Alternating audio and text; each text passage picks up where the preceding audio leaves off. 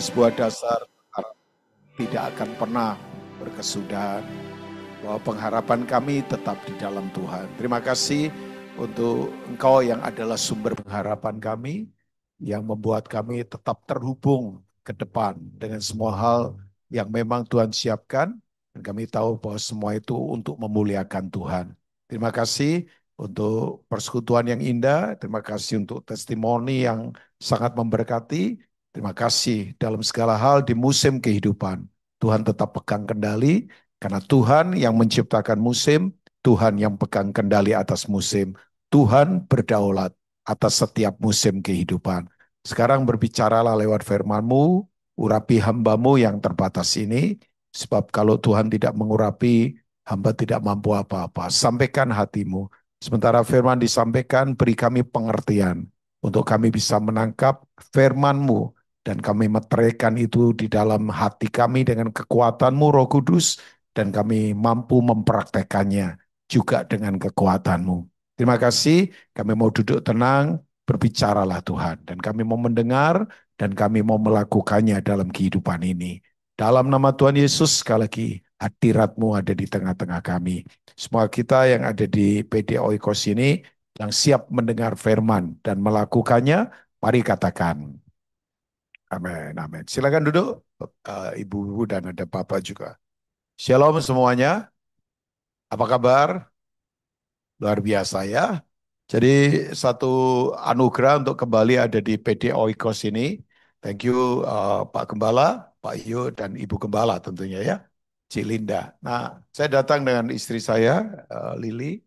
Ya, sekarang kita juga sering bersama-sama terus karena memang anak dalam anugerah Tuhan sudah mandiri, sudah punya kegiatan ya. Jadi kita udah kembali kayak berdua lagi ya. Ya, tapi dia aktivitasnya juga ada, jadi kadang-kala kita bareng-bareng, kadang dia punya kesibukan. Nah, izinkan saya berbagi hari ini buat ibu-ibu semua tentang prinsip namanya prinsip mengenal Tuhan.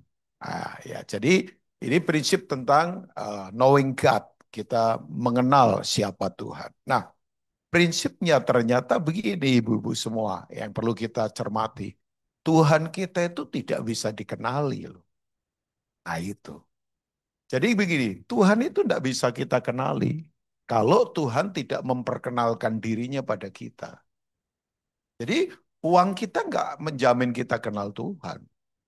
Orang uangnya banyak juga kadang-kala malah nggak kenal Tuhan. Ya kan? Nah, kemudian begini, gelar kita tidak menjamin kita kenal Tuhan. Bahkan agama pun tidak menjamin orang kenal Tuhan. Karena Tuhan itu, ya kalau bahasa Alkitabnya begini, transenden kan. Dia Allah yang sangat jauh, sangat kuasa, sangat dalam, sangat luas, sangat tak terkalahkan. Sementara maaf ya, otak kita ini kan kayak segede apa sih? Kepala kita ini, otak kita kayak segede kelapa kopior saja sebenarnya. Ya kopior mahal lah dibandingkan kelapa hijau ya. Makanya saya pilih kopior karena kopior mahal. Nah itu. Nah otak saya ini segede bakpao saja sebetulnya. Yang memang sulit mengenal Tuhan kalau Tuhan tidak memperkenalkan dirinya pada kita. Ya, ya kan? Prinsipnya begitu dulu. Jadi kesombongan nggak bisa membuat orang kenal Tuhan.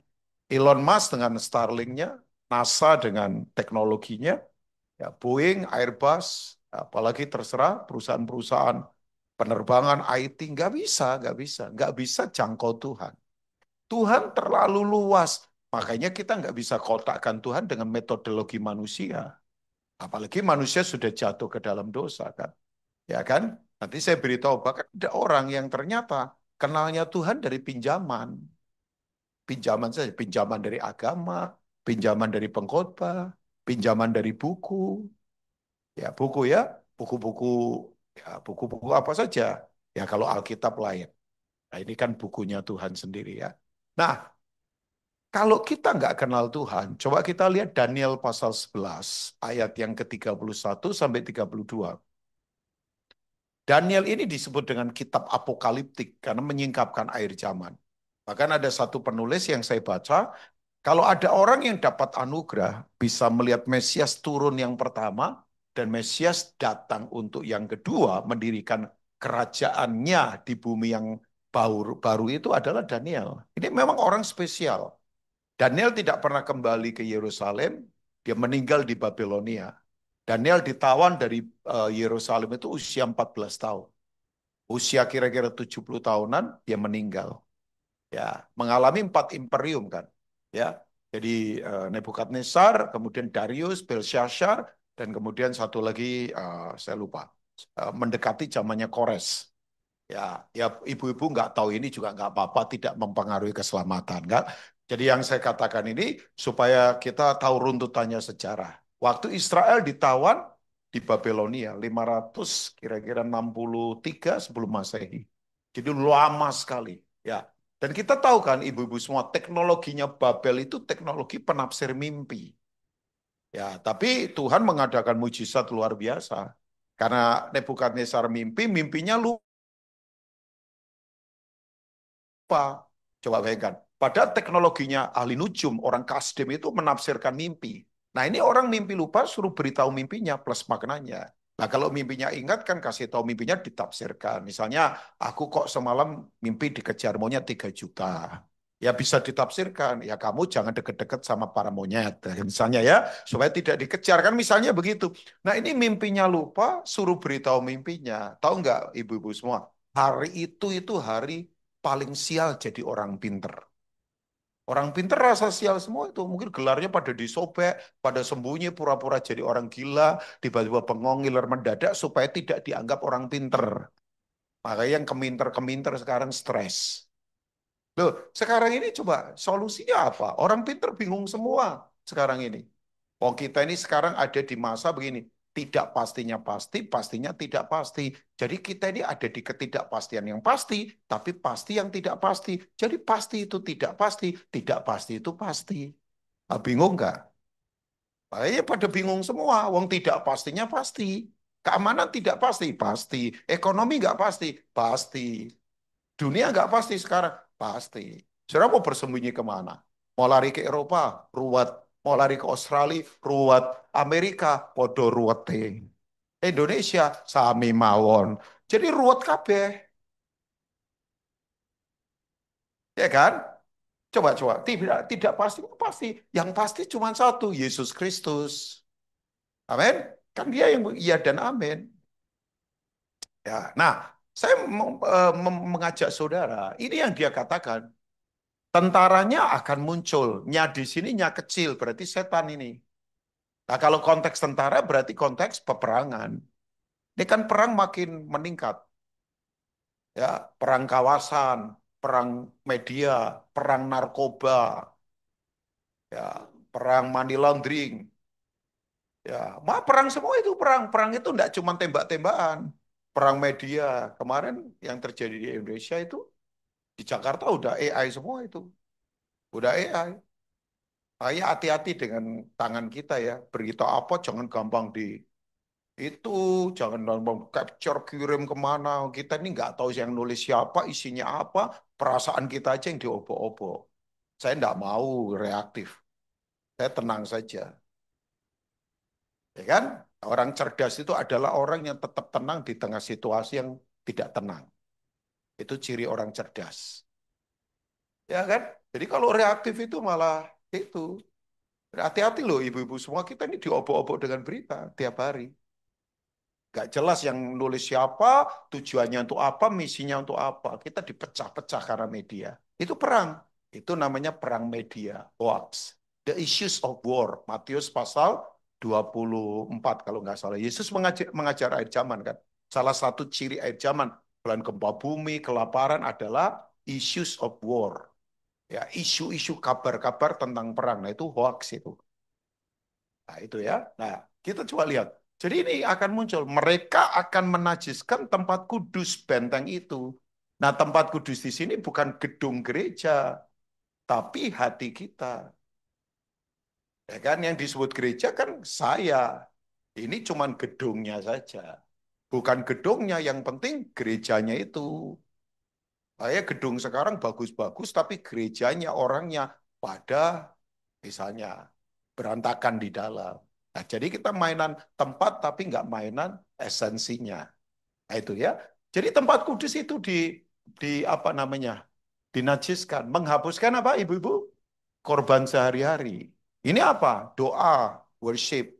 Orang kalau nggak suka lagi berdoa, nggak suka lagi menyembah Tuhan, nggak suka lagi dekat dengan Tuhan, berarti sudah kena virus akhir zaman tadi. Ya, senangnya hanya seneng-seneng ya kuliner-kuliner misalnya, belanja-belanja saja, tapi doa nggak seneng. Ya, ya kan? Jadi mesti membangun keintiman yang otomatis sekarang, jangan reaktif. Keintiman reaktif itu begini, kena penyakit berat dulu baru cari Tuhan. Nah, itu reaktif. Tapi keintimannya harus otomatis. Orang itu kalau intim sama Tuhan otomatis, di mana saja itu gampang tersambar dengan hadirat Tuhan.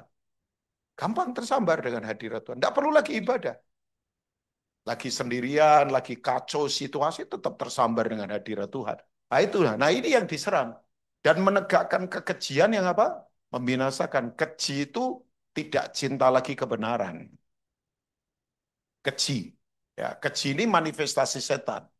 Setan itu keji selalu. Setan itu tidak pernah baik. Setan itu jahat. Makanya jangan ajak makan malam di ruang makan saudara. Jangan. Apalagi diajak ke kamar tidur. Ya, saya bilang selalu para pria, jangan ajak setan di kamar tidur. Kok ajak apa? Ah, itu film-film porno itu ngajak setan itu. Loh iyalah, setan itu tidak maha hadir, tapi langsung hadir kalau ada kenajisan. Setan itu enggak maha tahu, tapi langsung tahu kalau ada kutuk diperdengarkan di situ. Setan itu enggak maha hadir, tapi dia hadir kalau ada kenajisan. Setan itu enggak maha tahu, tapi langsung tahu kalau ada kutuk yang diucapkan. Ini diserang semua nih. Nah, oke, ayat yang ke-32. Dan orang-orang yang berlaku fasik terhadap perjanjian akan dibujuknya sampai apa ibu-ibu? Murtad dengan kata-kata licin. Nah, murtad itu bukan pindah agama. Ya, coba ke ayat tadi dulu. Murtad itu bukan hanya pindah agama, itu definisi agama. Berarti murtad itu murtad dari agama lama bertobat di agama baru. Tapi murtad itu menurut Yesus definisinya, bangsa ini memuliakan aku dengan bibirnya, tapi hatinya jauh daripada aku. Jadi orangnya masih ibadah, masih kebaktian, masih nyanyi, tapi hatinya sudah nggak ke Tuhan. Itu simptom kemurtatan. Itu gejala-gejala murtad itu. Jadi Yesus tuh selalu menarik semuanya ke dalam, bukan di luar. Zina itu bukan hanya sekedar kamu berbuat selingkuh sama orang lain, kamu mengingini lawan jenis di dalam hatimu, itu kamu sudah berzina di dalam. Jadi artinya begini, kalau dalammu benar, kamu tidak akan termanifestasi pada yang jahat. Membunuh itu bukan cuma bunuh orang. Oh ya, itu membunuh orang, membunuh. Tapi kamu benci sama orang, dan kamu memberi makan terus kebencianmu, itu kamu sudah membunuh dia di dalam. Jadi Yesus itu selalu menariknya ke dalam. Sebab kalau ke dalam ini benar, yang luar pasti benar. Ya kan? Ya, jadi coba. Ini yang terjadi. Nah, ternyata fasik itu adalah orang yang tidak mencintai kebenaran. Makanya ditulis dengan kata perjanjian. Nah, saya nanti akan fokus pada kata ini ya, ibu-ibu semua. Nah, tapi kan begini, yang luar biasa dari firman, Alkitab itu selalu berisi teguran dan janji, janji dan teguran. Selalu ada janji yang digenapi, yang percaya katakan amin. Tapi ada teguran supaya kita tetap hidup dalam janji itu. Jadi ikut Tuhan itu selalu ada dua. Satu teguran, satu janji. Misalnya kalau ada malapetaka di satu tempat, itu biasanya berisi dua hal. Satu pemurnian, satu penghukuman. Jadi kalau ada malapetaka kejadian apapun, itu pemurnian buat umat Tuhan. Tapi itu juga penghukuman buat orang fasik. Selalu ada dua sisi begitu tuh Tuhan itu. Makanya dalam Tuhan selalu ada janji, pasti janji. Masa depan cerah, kamu disertai, kamu diberkati. Tapi kalau orang dijanjiin terus nanti nina bobo, perlu yang namanya teguran. Disiplin namanya. Paiudeo bahasa Yunaninya. Ya, ya orang sekarang disiplin belum tentu mau. Karena disiplin melibatkan komitmen. Ya kan? Ciri ya, coba sekarang siapa mau orang sekarang kebaktian keringetan? Gak ada yang mau. Kebaktian keringetan saja kita marah kok. Coba Allah, udahlah. Ya, jangan saya juga nggak sok rohani. Kadang-kala keringetan saja belum tentu mau lu ibadah. Makanya gedung gereja kan dingin-dingin semua. Makanya wajahnya banyak yang dingin kan karena terlalu dingin. Loh iyalah, siapa yang mau ibadah keringetan? Ya kan lipstiknya mahal, estetikanya mahal kan. Jadi tidak boleh keringetan di gereja. Saya punya teman pengusaha, kalau ibadah di gereja, duduk di sebelah itu, AC yang kayak kulkas itu. Khusus untuk dia dinginnya minta ampun. Ya dia biasa lama di Amerika. Ya, satu kali kok dia minta dimatikan. Oh ternyata lagi meriang. Biasanya jarang kan dia nggak dia selalu harus dingin. Sampai saya bilang, aduh Pak, ini belum ditantang yang lain loh. Baru komitmen keringetan saja kadang sulit. Ya, tapi kembali ke sini. Jadi begini, Tuhan itu kalau menegur selalu memberi jalan keluar. Makanya jalan keluarnya di ayat berikutnya. Nah ini dia. Coba lihat, nah ini. Tetapi, kata tetapi itu berarti opposite word. Kata yang berbeda dari kata pertama tadi. Umat yang mengenal Allahnya. Kenapa kok umat, kok nggak bangsa? Bukan eksklusif lagi, jadi nggak hanya Israel. Tapi ini seluruh bangsa, termasuk yang di Manyar ini. Umat.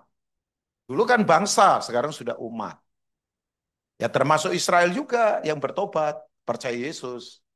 Ya, akan tetap apa? Kuat dan akan bertindak. Bentuk pertahanan terbaik dalam hidup bukan bertahan. Bentuk pertahanan terbaik adalah menyerang. Saudara kalau nggak menyerang, sudah diserang. Makanya doa itu jangan berisi cuman petisi, tapi doa itu adalah memutuskan sebagai umat yang punya kuasa eksklusif. Jadi berdoa itu memutuskan bersama Tuhan. Putuskan untuk kota kita, putuskan untuk situasi, putuskan untuk keamanan, putuskan untuk anak-anak, putuskan untuk keluarga. Karena kita punya executive power, kuasa memutuskan. Nah kuncinya adalah umat yang mengenal Allahnya. Ya. Tapi kan begini masalahnya, Tuhan itu susah dikenali. Kita mau kenal Tuhan pakai apa? Ya, saudara mau sekolah teologi ya, S1, S2, S3, S4. S4 nggak ada lagi ya. Maafkan saya. Saking semangatnya S4 lagi. Ya, nggak bisa. Kalau Tuhan tidak memperkenalkan dirinya, kita nggak bisa kenal Tuhan. Kalau Tuhan tidak menyatakan dirinya pada kita, kita nggak bisa lihat Tuhan. Mau lihat pakai apa? Wong kita ini terbatas. Tapi kan Tuhan menyatakan memperkenalkan dirinya. Lah, makanya betul. Tuhan menyatakan dirinya pakai perjanjian. Saudara begini ya, saudara. Saudara itu tidak mungkin bisa, apa sih namanya, kenal seseorang kalau saudara tidak hidup bersama dengan orang itu. Nah, kalau sudah saudara kenal orang itu, pasti saudara akan punya komitmen. Ada di sini yang berani mempercayakan hartanya pada orang yang kita tidak kenal. Ya nggak bisa. Saya punya teman di Jakarta, kerjaannya itu adalah mengolah uangnya orang-orang. Ya, jangan tanya nomor handphonenya ke saya ya, Bapak Ibu ya. Orang ini hebat, pengelolaannya jago. Di pasar saham, di apa, dan integritasnya top. Saya kenal dia puluhan tahun. Orang pada percaya sama dia. Yang dia kelola nggak ecek-ecek. Ya, saya kemudian bertanya, Bapak bisa begini kenapa? Ya saya dipercaya dan saya mau jadi orang yang dipercaya. Dan mereka kenal saya sudah puluhan tahun sampai hari ini. Sampai ke anaknya sekarang.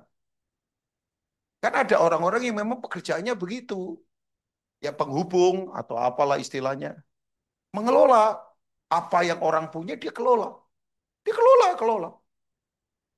Ya, ya, saya kalau ngobrol sama dia, wah pandangannya ke depan luar biasa. Tapi kembali lagi, orang nggak mungkin percayakan sesuatu kalau nggak kenal orang itu. Makanya, saudara kalau kenal Tuhan, yang namanya komitmen, yang namanya berkorban, yang namanya melayani itu nggak akan hitungan. Karena kita kenal kok. Ya kan? Ya kan? Ya, nah, pengenalan ini penting. Kayak saya sama istri saya. Kalau dia ada di balik tembok ini, misalnya bisa dengar suaranya. Saya dengar ini, dia batuk. Saya tahu dia istri saya. Tidak perlu lihat dia. Tapi coba misalnya pembantunya Cik Linda batuk-batuk, ya saya tidak tahu siapa namanya lagi. Kalau saya kenal bahaya malah ya. Nah, kalau Lili batuk di balik ini, asal kedengeran ya suaranya, ya udah dari nada suaranya, dari vibrasi suaranya, oh saya tahu ini my wife. Tidak perlu lihat dia. Nah, orang itu kalau dekat sudah sampai begitu. Kita ini sama Tuhan sudah tidak perlu apa. Makanya banyak orang percaya sepatah kata karena dekat. Tidak perlu kata-kata yang panjang kayak perwira Kapernaum Matius 8. Katakan saja sepatah kata, hambaku sembuh pasti.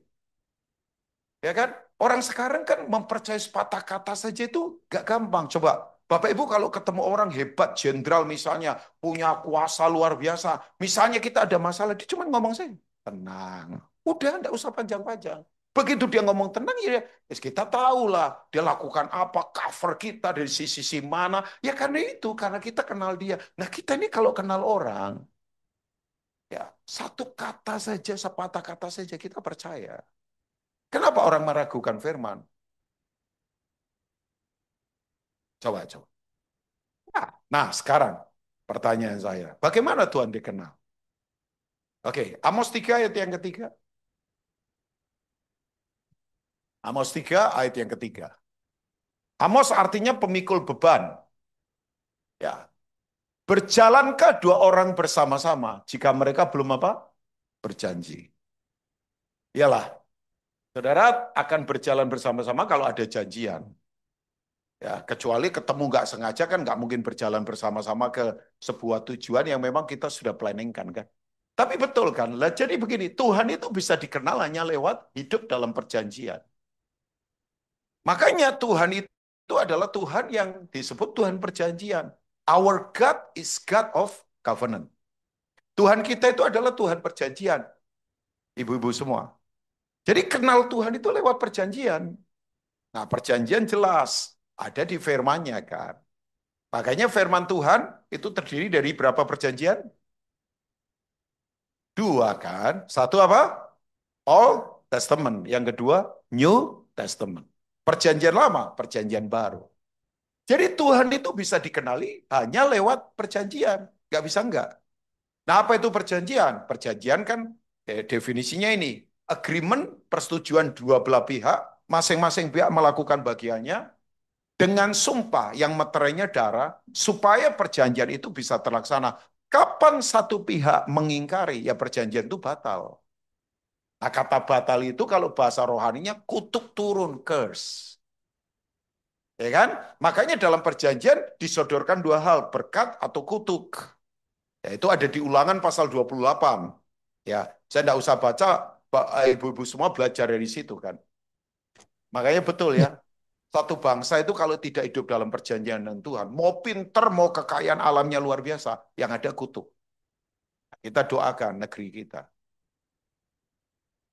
Udah, orang itu kalau tidak mengenal Tuhan sulit memang. Karena kutuk dan berkat itu nyata, ibu-ibu. Sangat nyata, sangat nyata. Pernah lihat gak ada orang? Rumahnya besar, tapi gak ada sukacita di dalamnya. Penghasilannya banyak, tapi keluar terus bocor di mana-mana. Tiba-tiba sakit, tiba-tiba celaka, tiba-tiba ini, tiba-tiba ini. Nah pertanyaannya itu sebenarnya berkat atau kutuk? Nah, jadi makanya kita ini kalau tidak ada hidup dalam perjanjian, ibu-ibu. Waduh Pak Ruben ini terlalu birokrasi, ini terlalu apa. Kan semua kasih karunia. Kasih karunia tidak pernah menghilangkan hukum. Loh iyalah, coba. Ah, ada yang di sini yang juara main badminton tanpa garis. Ya, ada yang pernah mau main sepak bola, misalnya cowok-cowok ini di sini, main sepak bola tanpa garis. Jadi mainnya sembarangan, kadang di bawah kolong, naik ke jembatan. Ya nggak bisa. Ya, ada orang berkata begini, Pak Rubin, kalau dia bunuh orang, bunuh ini, mati orangnya ketangkap polisi, dia bertobat sungguh-sungguh sama Tuhan, diampuni nggak? Ya diampuni, itu kasih karunia. Tapi di penjara, ya tetap di penjara. Semua yang melanggar hukum rusak negeri ini. Coba, kalau hukum dilanggar, berantakan semuanya. Ya, misal ya ibu-ibu, orang kadang nggak berani sih melihat kasih itu hukum. Kasih itu hukum loh ibu. Loh, Matius 22, orang Farisi tanya begini, hukum yang utama dan pertama apa? Ya, kalau Kristen pasti hafal lah ya. Ayat 39 dan seterusnya. Ayat adalah apa? Kasihlah Tuhan Allahmu dengan segenap hatimu, segenap jiwamu, dan segenap kekuatanmu. Itu hukum yang pertama. Hukum yang kedua yang sama dengan itu. Bobotnya sama, isinya sama, kualitasnya sama. Adalah apa? Kasihlah diri sesamamu seperti kamu mengasihi diri sendiri. Pada kedua hukum itu tergantung semua hukum yang ada. Jadi kasih itu hukum. Makanya betul. Orang itu kalau tidak mengasihi pasti terhukum. Terhukumnya apa? Benci. Terhukumnya apa? Iri. Terhukumnya apa? Kepahitan di dalam. Pernah lihat ada orang yang kelihatannya tidak di penjara, tapi di penjara kepahitan terus di dalam. Itu terhukum namanya. Makanya kalau kasih dilanggar, pasti terhukum. Pasti. Saya pernah ketemu satu keluarga, bayangkan. Aduh, kasih dilanggar. Itu dia kalau ngomong sama istrinya. Waduh, istriku, goblok kamu. Di depan pendeta. Waduh, saya marah. Pak, kamu yang lebih goblok. Masa orang goblok kamu nikahin? Kamu kan berarti lebih goblok daripada dia. Gue kaget juga. Karena jarang dengar pendeta ngomong begitu. Nah, ketemu saya, Pak. Bapak ini lebih goblok dari dia. Loh, istrinya itu direktur bank. Digoblok-goblokin. Padahal dianya nganggur. Memang stres sih kayaknya. Dia bilang, bapak ini lebih goblok daripada ini. Kok nikahin sama orang yang goblok? Lo kaget juga. Ya, perlu disentak begitu kadang kala. Kan orang dia tahu, udah nggak apa-apa, saya enggak. Yang begini jangan nggak apa-apa. Perlu disentak sedikit pakai, dia kaget juga. Kaget itu setannya lari. Karena selama ini setannya dilus-lus terus, harus dikagetin.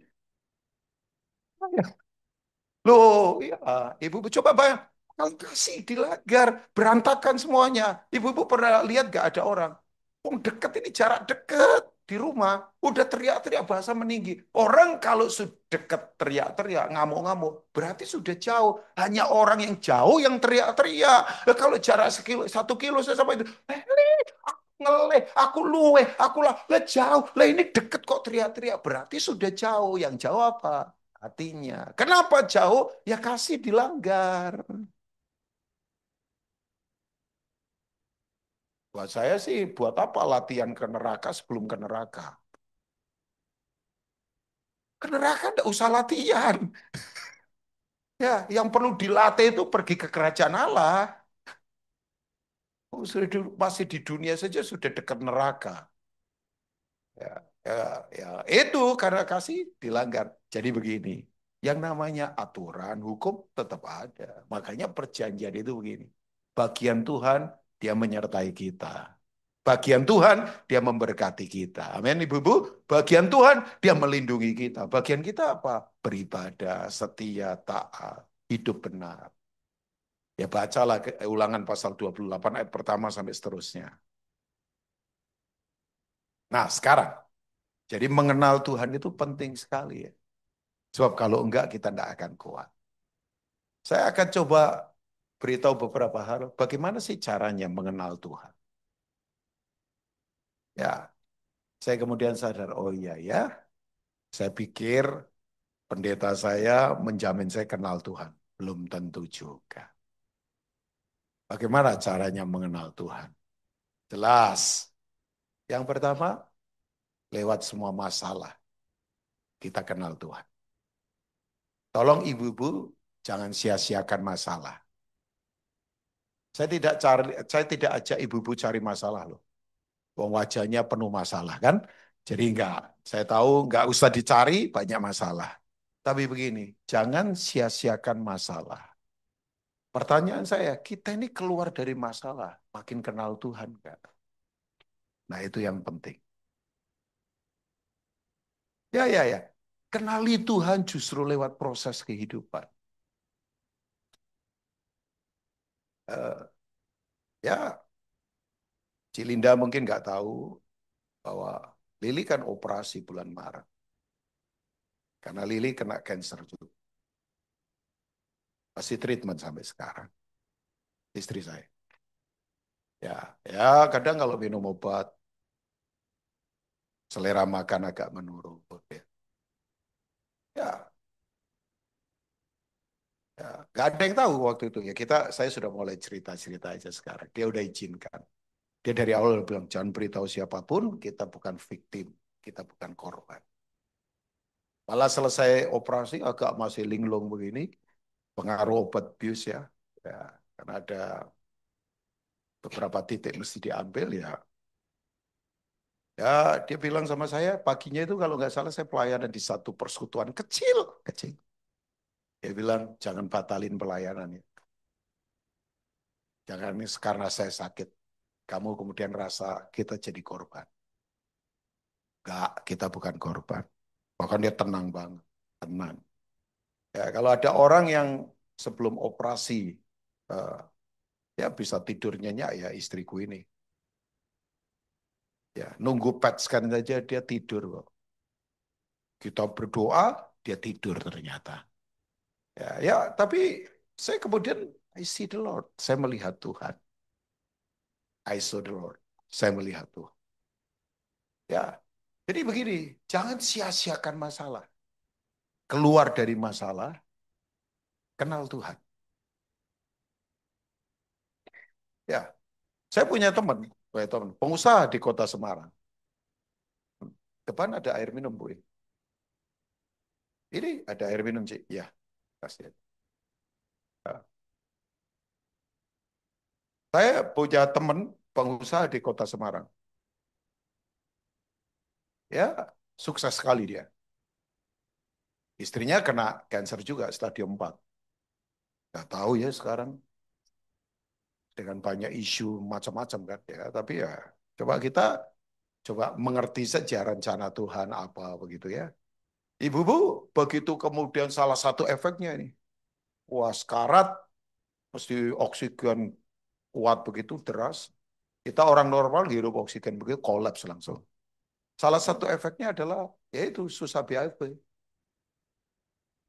Ya, saya nggak tahu dia cancer apa. Oh, itu suaminya, ibu-ibu semua. Saya diceritain sama Mami Rohani saya, ya, Ibu Elizabeth Philip. Dia bilang, Bid, itu luar biasa loh. Berbulan-bulan, ya, ambilin tuh kotoran istrinya, ambilin pakai plastik. Pengusaha.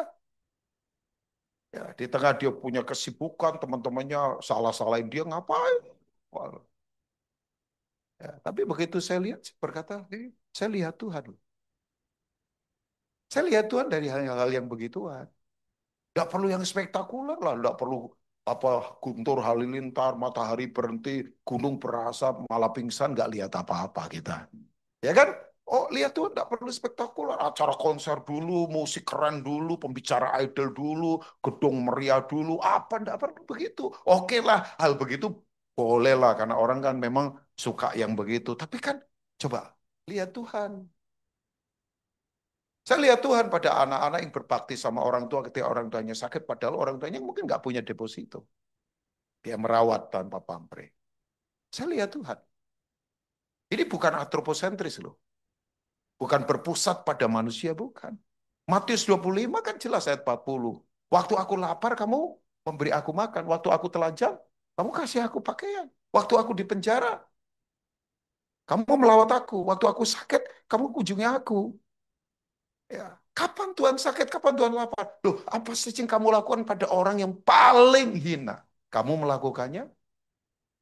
Jadi Tuhan itu menyamar di tengah-tengah yang begituan.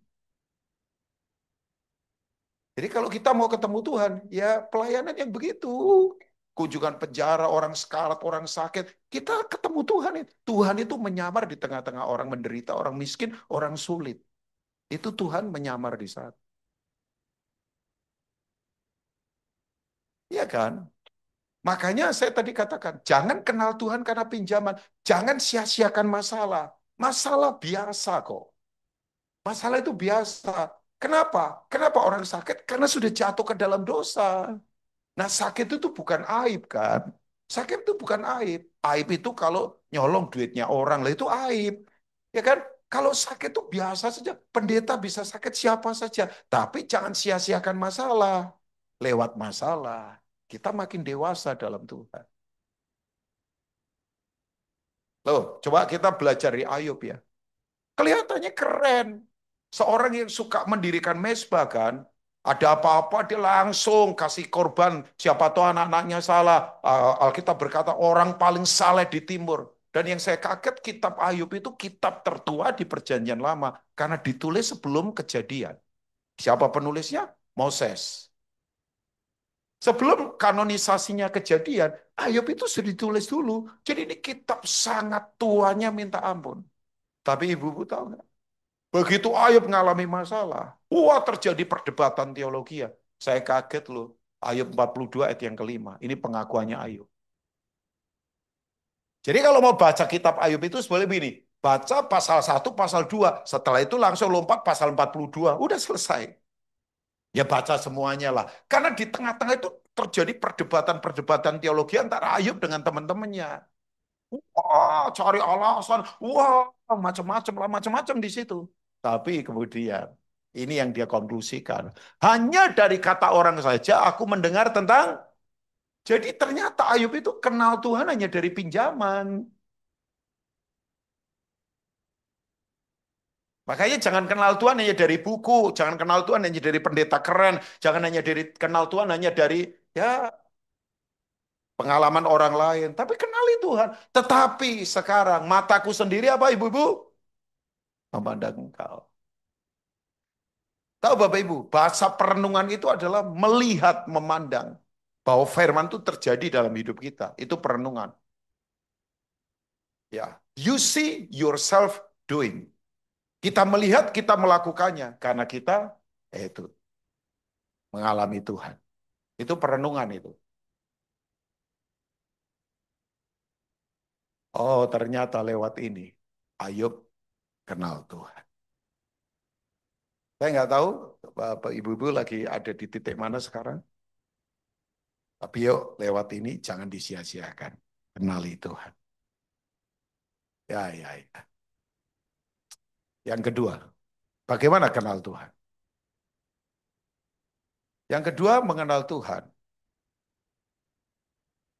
adalah lewat community. Ya, makanya betul, komunitas itu penting sekali. Saya senang lah di sini kan, ini udah, oikos itu kan sebetulnya komunitas, family. Ya kan, loh oikos itu kan family kan, komunitas. Ya, betul itu prinsip itu keren. Saya mengalami Kristus melalui Pak Yu mengalami Kristus melalui siapa? Bu Silvi. Bu Silvi mengalami Kristus melalui Cilinda. Cilinda mengalami Kristus melalui istri saya, Lili. Lili mengalami Kristus melalui saya. Ya, makanya ya, di antara komunal itu, udah. Itu kita akan bisa saling mengenal Tuhan. Hargai komunal ibu-ibu semua. Ya memang nggak sempurna lah.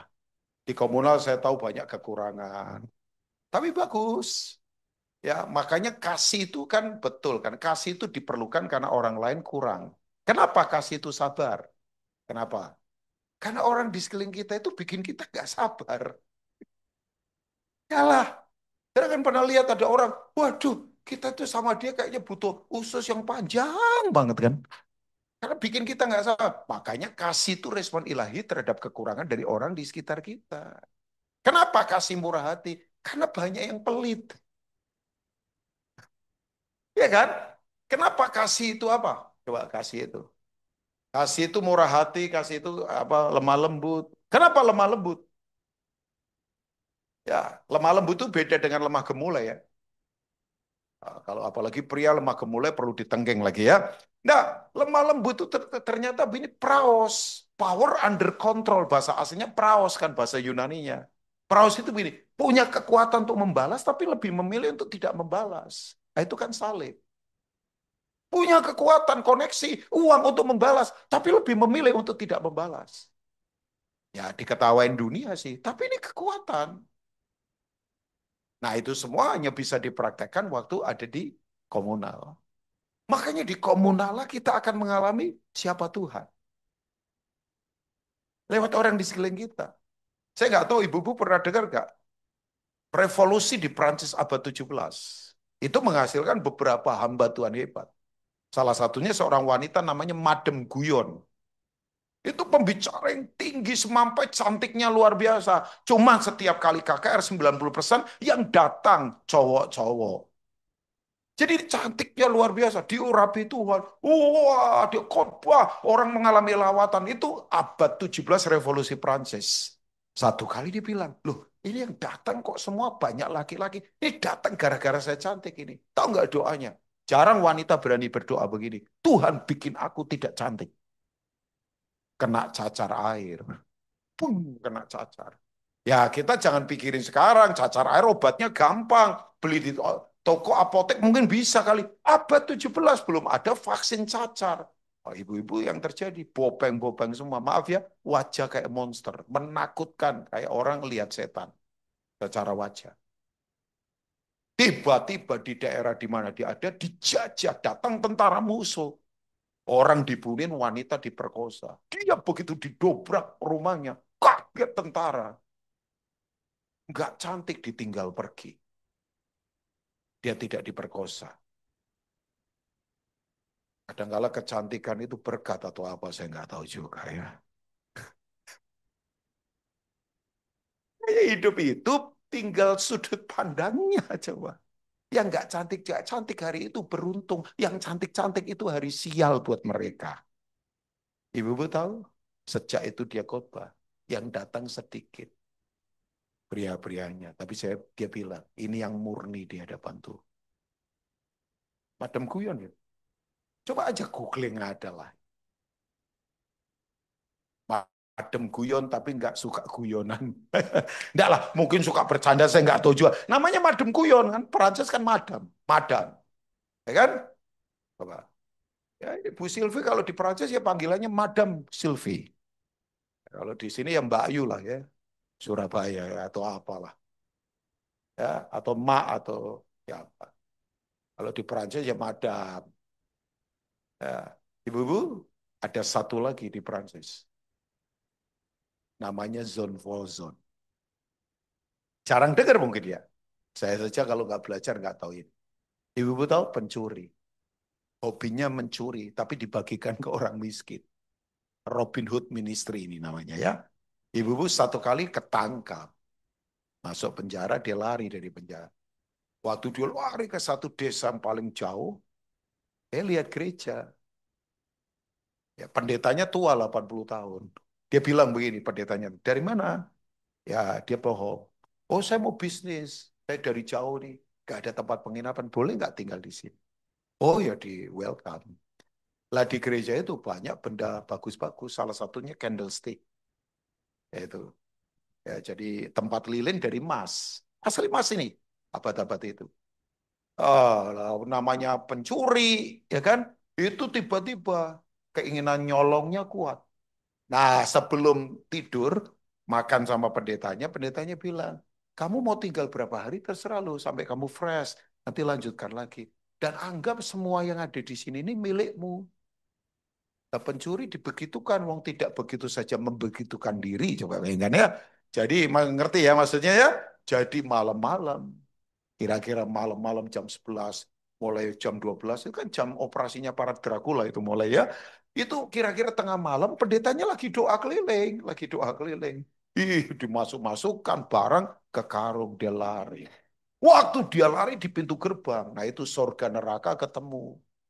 Ya pendetanya ketemu dia, dia ketemu pendeta, kaget bareng. Nah itu kan surga neraka ketemu di situ, di pintu gerbang. Candlesticknya diambil, dipukulkan ke pendeta tua. Wah, kena jidatnya. Pendeta kaget saja tadi nyawanya goyah. Bayangkan 80 tahun dipukul lagi. Jatuh, wah, pingsan, lari. Di pelarian ketangkap polisi. Pendetanya dimarahin para majelis. Makanya kamu jangan gampang percaya orang bla bla bla bla bla. Dalam kondisi itu dipukul begitu tetap dimarahin juga. Ternyata polisi tangkap ada barang bukti di apa telusuri ternyata ambil dari gereja dibawa ke gereja beberapa hari setelah itu. Begitu pendetanya lihat, pendetanya kaget. Hei, dari mana kamu? Saya cariin kok kamu nggak ada. Ya saya nggak tahu apa efek pukulan itu. Terus kemudian polisi, Pak Pendeta, ini penjahat ini residivis, ini buronan. Ternyata ini lari dari penjara sana. Nah, dia ngambil ini barang buktinya ini. Tahu nggak pendeta? Genuine sekali jawabannya. Siapa bilang dia ngambil? Enggak. Dari awal saya sudah bilang bahwa semua yang di sini miliknya. Ini milik Tuhan. Jadi dia membawa miliknya sendiri. Orang ini langsung berlutut di rumput.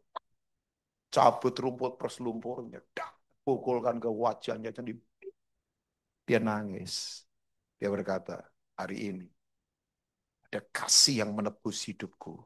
Sebab aku tidak pernah dianggap manusia. Aku selalu dikata-katain goblok, bodoh, nggak tahu diri, nggak punya masa depan. Tapi hari ini ada orang yang menebus aku. Kristus sendiri lewat wajah Bapak Pendeta ini. Secara mencatat dia di penjara, keluar jadi penginjil yang mengobarkan kepenuhan rohani di Prancis abad 17. Salah satunya Zon Wolso. Ya, saya baca ini, saya berkata, oh my God. Makanya hargai fellowship. Jangan gampang mengkhianati persekutuan. Sebab disitulah kita kenal Tuhan.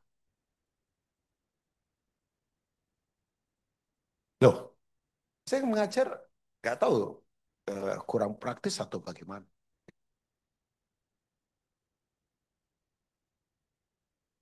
Saya kenal Tuhan loh lewat orang-orang di sekitar saya. Saya lihat orang paling lemah tapi tetap kuat. Saya lihat orang yang harusnya ditolong tapi menolong orang. Saya lihat orang yang kekurangan tapi memberinya berkelimpahan. Saya belajar kenal Tuhan lewat yang begitu. Udah, enggak usah yang spektakuler apa. Kenali Tuhan. Ya kan? Ya, kayaknya agak sedih ya jadi saya sebentar selesaikan. Nah ya, ibu-ibu mau kenal Tuhan supaya tetap kuat. Nah, saya tutup ini yang paling penting sebetulnya. Bagaimana kenal Tuhan? Gak ada cara lain. Intim dengan Roh Kudus. Itu nggak bisa ditawar. Ya, nah, tanda intim dengan Roh Kudus bukan berbahasa rohnya hebat.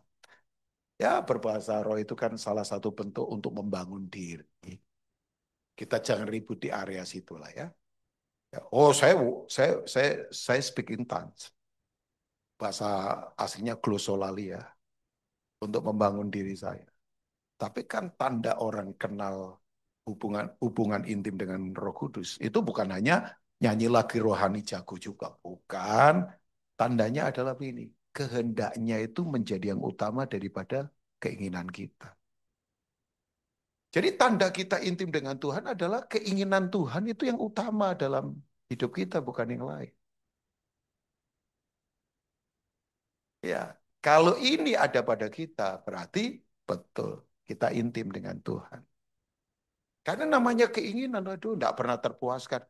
Makanya betul kan Bapak Ibu, harapan itu bukan soal keinginan terpenuhi. Oh, saya ingin ini dipenuhi itu harapannya terpenuhi, bukan. Karena keinginan itu tidak akan pernah puas. Ibu coba, kita ini digoda keinginan terus. Fashion tidak akan pernah puas-puasin kita. Makanan tidak pernah puas-puasin kita. Liburan tidak akan pernah puas. Semua selalu ada yang baru, ada yang apa, ada yang apa. Oh ini lagi hype, oh ini lagi terkenal. Selalu, selalu, pasti selalu akan begitu.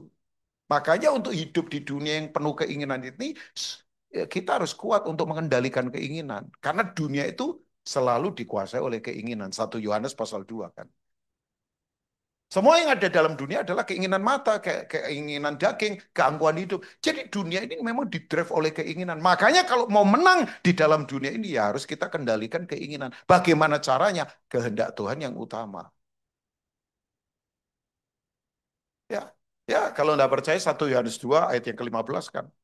Dunia ini memang sistemnya keinginan. Karena keinginan itu tidak pernah memuaskan kita. Makanya kenapa orang kadang-kala kena pinjol segala ya mungkin karena itu. Ya kan? Janganlah kamu mengasihi dunia dan apa yang ada di dalamnya. Kalau dunia ini berarti sistem. Jika orang mengasihi dunia, maka kasih akan Bapa tidak akan ada dalam orang itu. Nah sekarang dunia itu sistemnya apa? Ayat berikutnya. Ya, sebab semua yang ada dalam dunia yaitu apa? Keinginan daging. Kemudian keinginan mata. Kemudian serta keangkuhan hidup. Bukanlah berasal dari Bapa, melainkan dari Kalau dunia ini sistem bumi kan tempat, kalau dunia sistemnya. Nah, sistem dunia itu ya keinginan ini. Makanya kenapa sekarang orang yaitu iri hati itu kan keinginan karena tidak mau disaingi orang lain. When we buy things we don't need, with the money we don't have, to impress people we don't like. Nah, itu sudah keinginan. Lalu kalau saya terjemahkan Indonesia, mestinya ibu-ibu bisa ketawa sih. Waktu kita membeli barang yang kita tidak perlukan dengan uang yang kita tidak miliki untuk menyenangkan orang yang kita tidak sukai, nah itu kredit. Nah, kan baru ketawa kan? Oke, saya ulangi lagi. Waktu kita membeli barang kita tidak inginkan dengan uang yang kita tidak miliki, kredit untuk menyenangkan orang yang kita tidak sukai, berarti itu kredit. Nah, kita itu membeli barang yang kita tidak butuhkan dengan uang yang kita tidak miliki, ngangsur untuk menyenangkan orang yang kita tidak sukai karena tidak mau kalah sama dia. Nah, itu kan hidup dalam keinginan. Makanya orang seperti ini ngomong misi nggak bisa, nggak bisa. Saya ini kan orang yang paksakan, upayakan turun ke misi. Saya baru pulang dari Mamasa 11 jam dari Makassar, by car. Saya tinggal di dalam sekian hari. Saya rutin lakukan itu. Karena begini ibu-ibu, misi itu harus diupayakan, nggak bisa otomatis. Misi itu harus diusahakan, nggak bisa otomatis. Kalau kita nggak usahakan, nggak bisa. Karena otomatisnya begini, daging kita tuh maunya di kamar, nonton Netflix berseri-seri, tabungan banyak, semuanya enak. Kita itu termasuk dagingnya pendeta. Kalau tidak mengusahakan, nggak bisa. Nggak bisa. Dari pelayanan puluhan tahun. Untuk ini harus diupayakan. Ya capek. Capek siapa bilang nggak capek. Kayak ini saya meninggalkan rumah hampir 2 minggu. Capek. Jangan pikir, wah seneng baru. Capek, khotbah itu capek. Apalagi yang di khotbah nggak berubah-ubah. Aduh itu capeknya minta ampun. Makanya jangan bikin capek Cik Linda. Berubahlah. Sebab kalau nggak capek loh kita ini. Kita pikir, wah capek juga. Tapi kan kita tahu hidup tujuannya buat apa kan. Tapi kan kalau Tuhan menegur selalu memberi jalan keluar ayat berikutnya. Coba kita. Dan dunia ini sedang lenyap dengan apa? Tahu nggak? Ini pakai kata kembali ke situ, dimming out. Dimming out itu meredup. Lampu LED ini kan sudah ada masanya. Coba dipakai terus. Lama-lama nggak terang, lama-lama nggak terang. Nah, dunia ini sekarang begini. Lama-lama nggak terang ini. Lama-lama meredup mati. Semua ini, dunia ini sedang lenyap. Memang sedang going on the process. Ini sedang sekarang ini. Makanya kacau semua karena sedang lenyap memang. Nah, kita jangan mainan di sistem ini. Yang berikut ya. Tetapi, nah itu tadi opposite lagi. Orang yang melakukan kehendak Allah tetap hidup untuk. Jadi ini bukan hidup jenis tumbuhan dan binatang. Ini hidup jenisnya Tuhan, Zoe. Seperti Kejadian 2 ayat yang ke-7. Manusia dibentuk dari debu tanah, dihembuskan nafas hidup, sehingga manusia jadi hidup. Itu hidup jenisnya Tuhan. Nah, makanya kalau intim dengan Roh Kudus tandanya bukan pinter nyanyi lagu rohani, bukan jago khotbah, bukan pinter bahasa roh saja, tapi kehendak Tuhan lebih utama daripada keinginannya.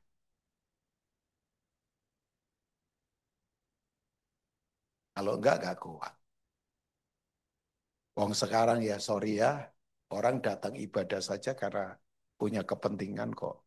Makanya saya tidak mau semangat pelayanan karena saya punya kepentingan. Coba saja kelihatan rohani, tapi menurut saya bahaya. Ini gereja enak enggak? Tempatnya oke enggak? Musiknya keren enggak? Pendetanya keren enggak? LED-nya keren enggak? Kalau enggak, ngapain datang? Coba bayangkan. Datang saja sudah punya keinginan.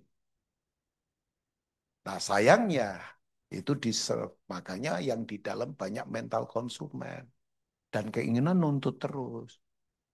Nuntut terus. Ya makanya kita lumpuh. Enggak berdampak. Ya, sudahlah nanti makin tajam lagi saya. Karena makin lapar makin tajam saya ini sebenarnya. Karena lapar kan jadi emosi. Enggak lah Pak Yus, saya enggak emosi kok. Saya rileks saja, nyantai saja. Tapi yuk kembali lagi, kenali Tuhan.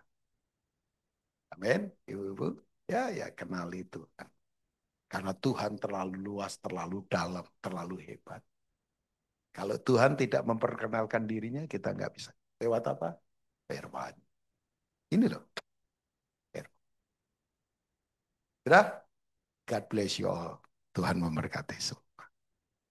Mari bangkit berdiri bersama-sama. Let's pray together.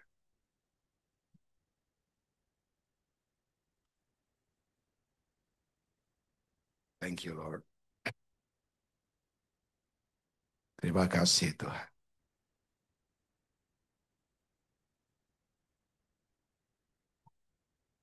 Ajaib, Tuhan.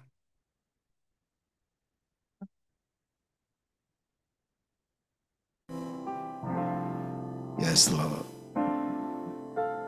Ajaib, ajaib, Tuhan. Sampai detik ini ku melihat penyertaan-Mu sempurna sampai selamanya. Kaulah Tuhan, satu-satunya pengharapanku. Sampai detik ini ku melihat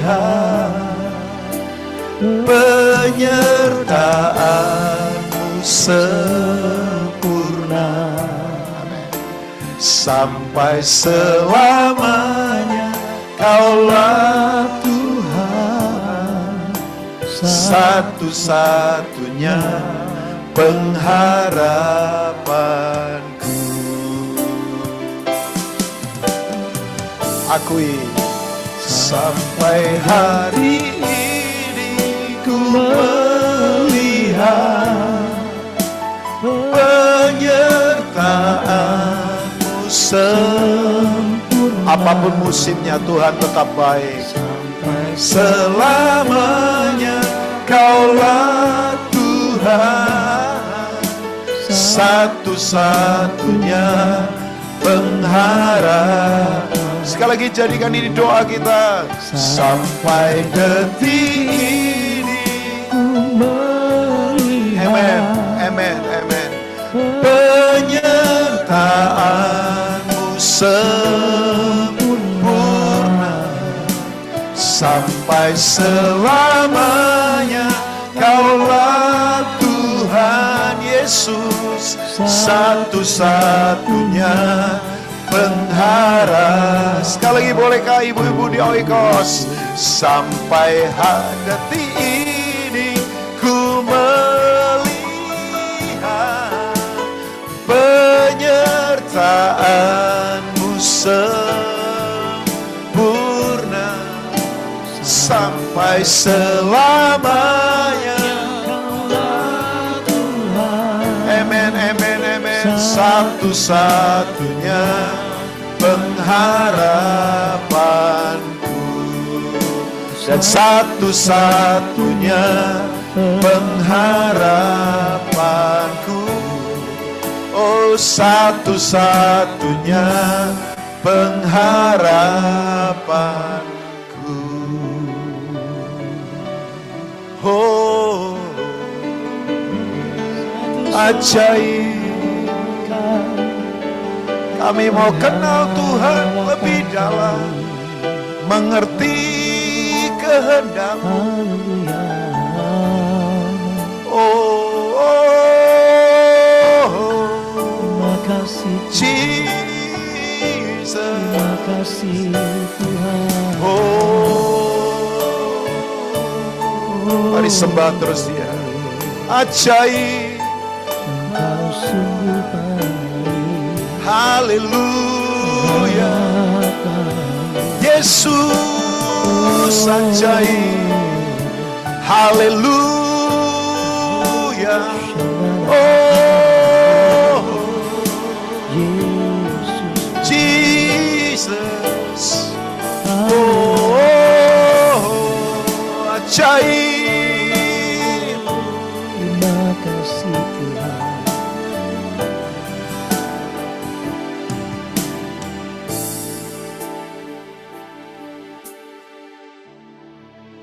boleh taruh tangan di dada kita, ibu-ibu, sebagai sebuah ekspresi doa. Tuhan baik, Dia selalu mau memperkenalkan dirinya pada kita. Lewat firman-Nya, lewat hidup dalam perjanjian.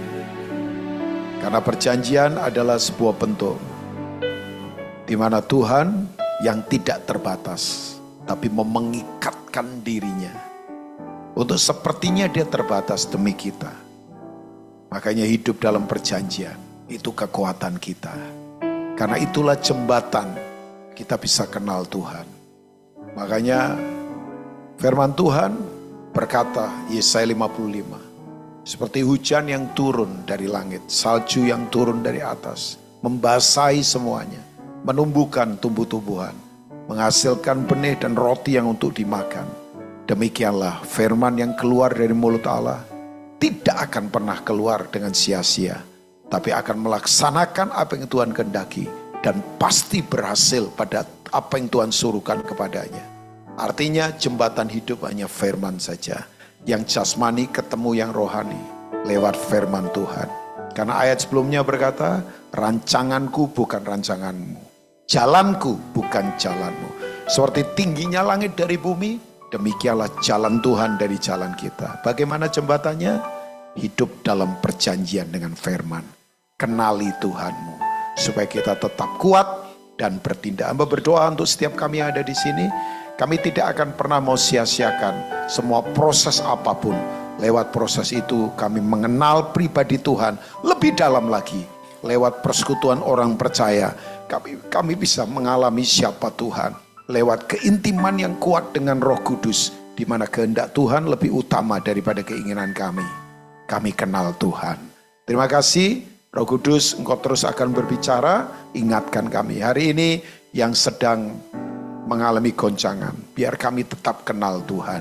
Kami tidak mau berharap sama manusia, manusia melupakan, manusia bisa mengecewakan.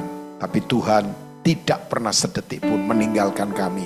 Berkati setiap kami. Dalam nama Yesus, firman ini termeterai di hati kami dan memerdekakan setiap kami. Haleluya, yang diberkati, mari katakan. Silakan duduk, saya serahkan.